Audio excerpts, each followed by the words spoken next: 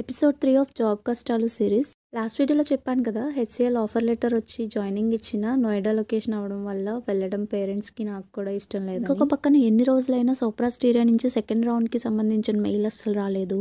ఇంకా టైం వేస్ట్లే అని చెప్పి ఆఫర్స్ లిస్ట్లోంచి సోప్రా స్టీరియాని అయితే ఎలిమినేట్ చేసుకున్నాను. ఇది ఇలా ఉండగా యాక్సెంచర్ ఇంటర్వ్యూ అయితే షెడ్యూల్ అయింది. అది ఫైనల్ రౌండ్ అన్నమాట.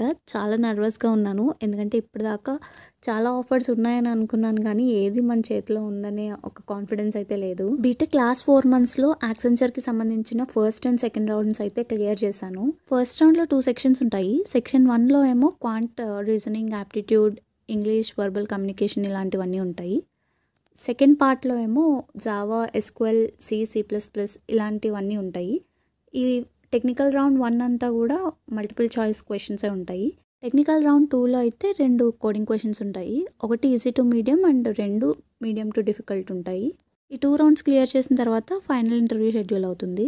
ఈ ఇంటర్వ్యూ అయితే డెఫినెట్గా ఎలా అయినా క్రాక్ చేయాలని చెప్పి 2 days చాలా కష్టపడి చదివాను. బేసిక్స్ నుంచి స్టార్ట్ చేసి ఏది మిస్ చేయకుండా అన్ని రివైజ్ చేసుకున్నాను. ట్రస్ట్ మీ, ఇంటర్వ్యూ అయితే చాలా బాగా జరిగింది. నేను కూడా చాలా మంచిగా ఆన్సర్ చేశాను. అడిగిన క్వశ్చన్స్ అన్నిటికి ఆన్సర్ అయితే చెప్పాను. కొన్ని సినారియోస్ అయితే ఇచ్చారు కోడ్ డెవలప్ చేయమని. ఇంకా నేను కూడా ఆ కోడింగ్ అంతా రాశాను. ఆ తర్వాత ఇంటర్వ్యూ అయిపోయింది. వితిన్ 2 weeksలో ఆఫర్ లెటర్ కూడా వచ్చింది. ఇంకేంటి మరి, యాక్సెంచర్ జాయిన్ అయిపోయినట్టున్నావు కదా అని అనుకుంటున్నారు కదా. మరి జాయినింగ్ లెటర్ రావాలి కదా. అలా అని ఇన్ఫోసిస్ లాగా ఇయర్స్ అండ్ ఇయర్స్ అయితే జాయినింగ్ డిలే చేయలేదు. ఫాస్ట్గానే వచ్చింది. కానీ ఈలోపు ఇంకొక ఆఫర్ వచ్చింది. అదేంటో నెక్స్ట్ వీడియోలో చూద్దాం.